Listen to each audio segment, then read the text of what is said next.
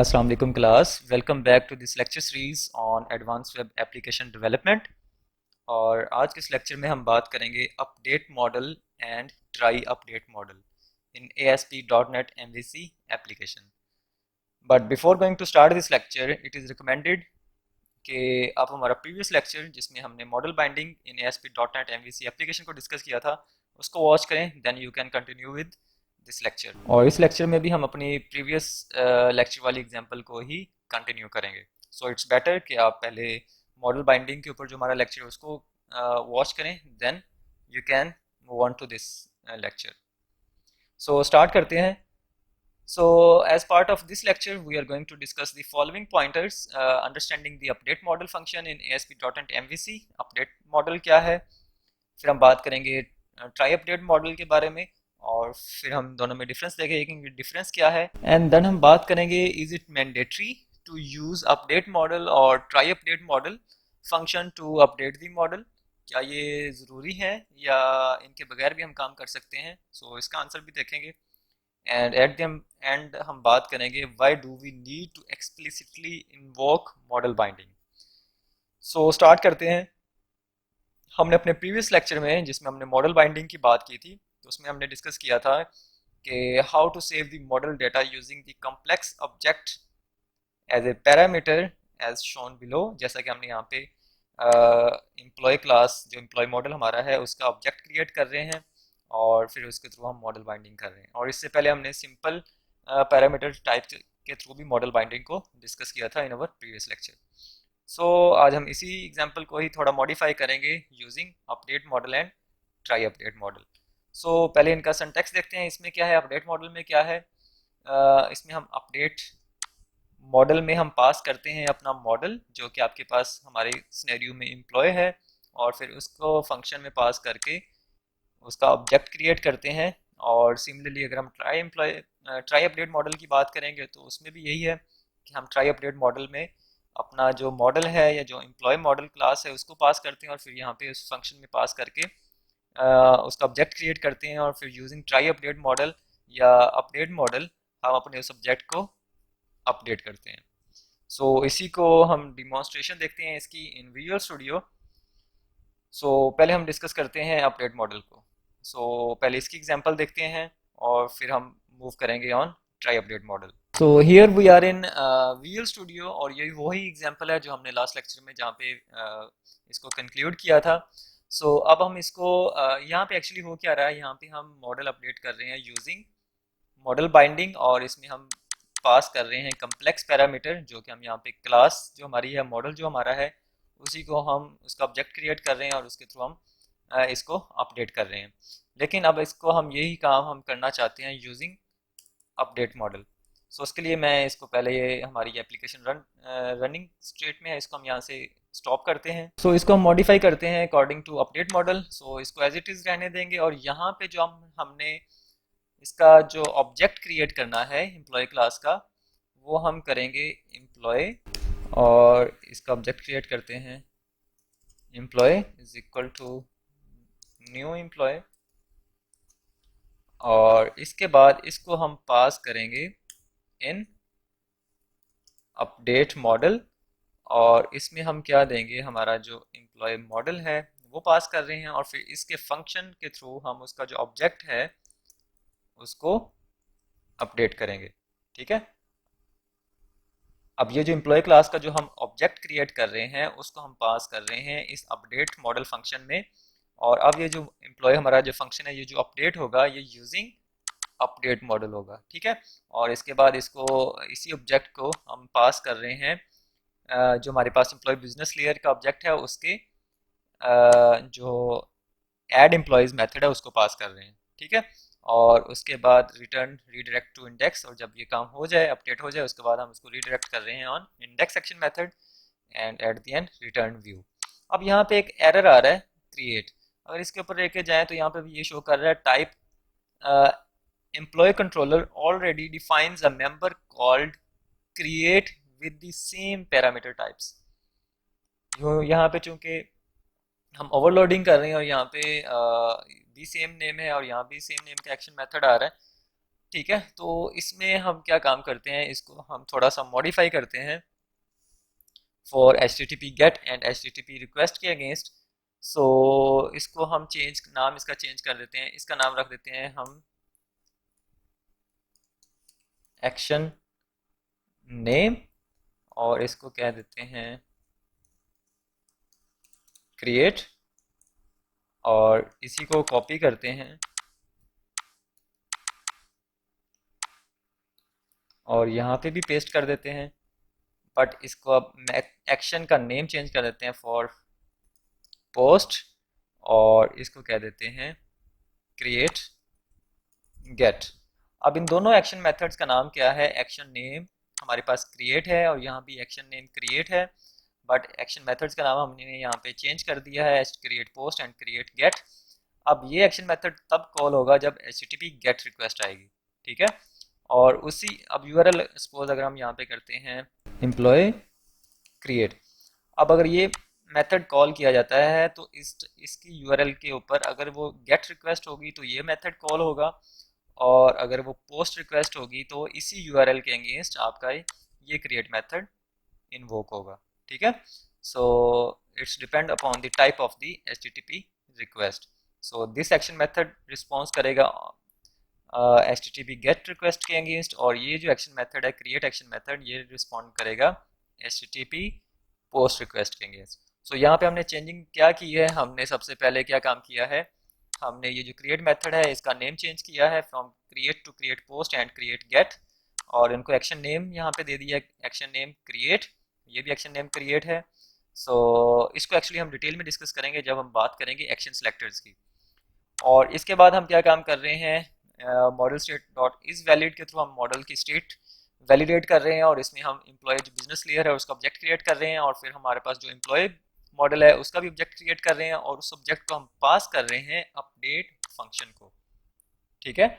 और फिर जो ये अपडेट फंक्शन के अंदर जो हमने एम्प्लॉय ऑब्जेक्ट पास किया है उसी को फिर हम पास कर रहे हैं अपडेट करने के बाद, ये जो फंक्शन है ये अपडेट होगा यूजिंग अपडेट मॉडल, और फिर उसको हम पास कर रहे हैं एम्प्लॉय बिजनेस लेयर के ऐड एम्प्लॉयज फंक्शन में एज ए पैरामीटर, और उसके बाद हम सिंपली यहाँ पे रिटर्न करवा रहे हैं रीडायरेक्ट टू इंडेक्स। और अगर ये काम नहीं होता, अगर ये मॉडल स्टेट वैलिड नहीं होती तो फिर क्या रिटर्न करें, सिंपली रिटर्न व्यू करें, ठीक है। सो इसको सेव करते हैं और रन करते हैं।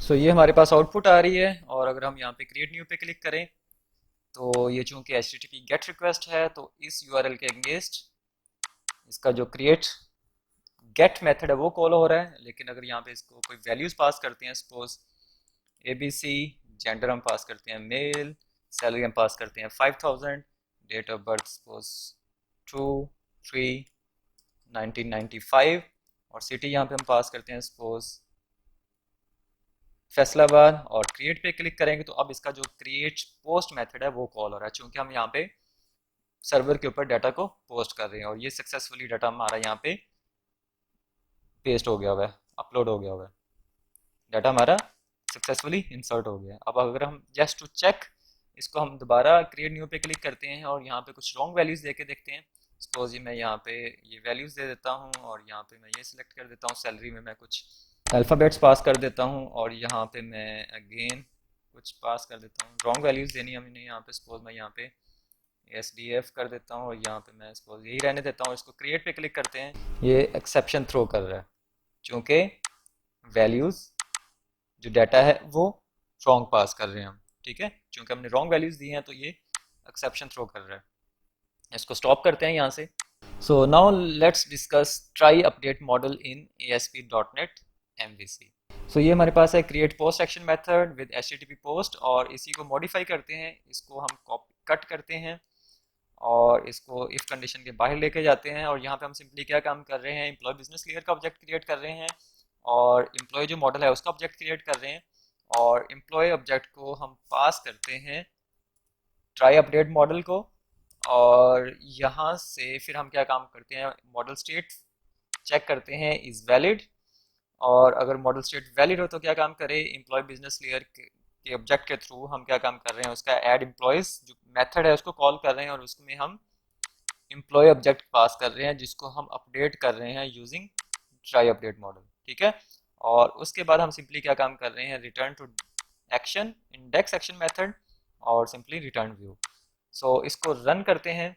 सो ये हमारे पास आउटपुट आ रही है, और अगर हम यहाँ से क्रिएट न्यू पे क्लिक करें और न्यू डाटा इंसर्ट करना चाहें, सपोज हम यहाँ पे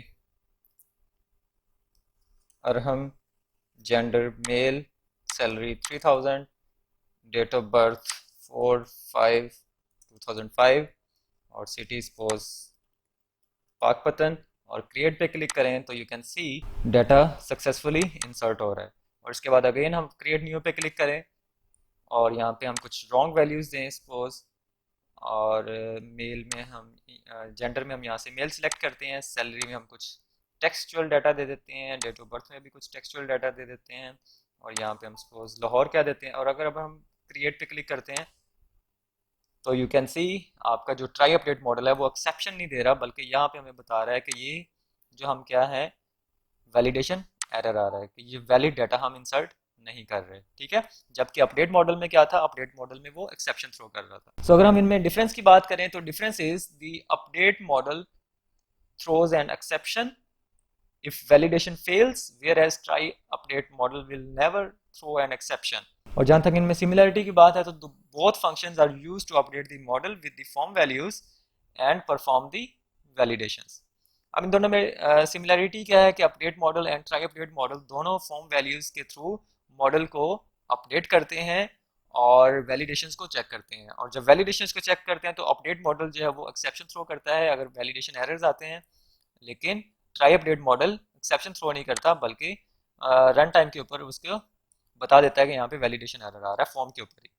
ठीक है, सो इसके बाद अगर हम बात करें is it mandatory to use update model और try update model function to update the model, the answer is no.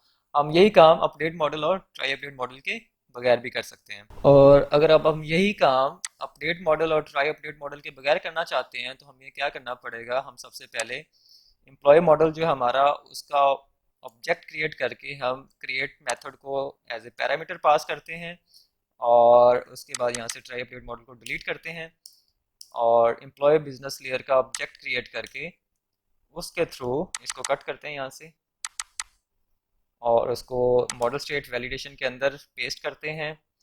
और यहाँ से क्या कर रहे हैं, हम एम्प्लॉय बिजनेस लेयर का ऑब्जेक्ट क्रिएट कर रहे हैं और उसके थ्रू हम उसका जो ऐड एम्प्लॉयज़ मेथड है उसको कॉल करके उसमें एम्प्लॉय मॉडल का ऑब्जेक्ट पास कर रहे हैं, एंड देन रिटर्न करवा रहे हैं इंडेक्स।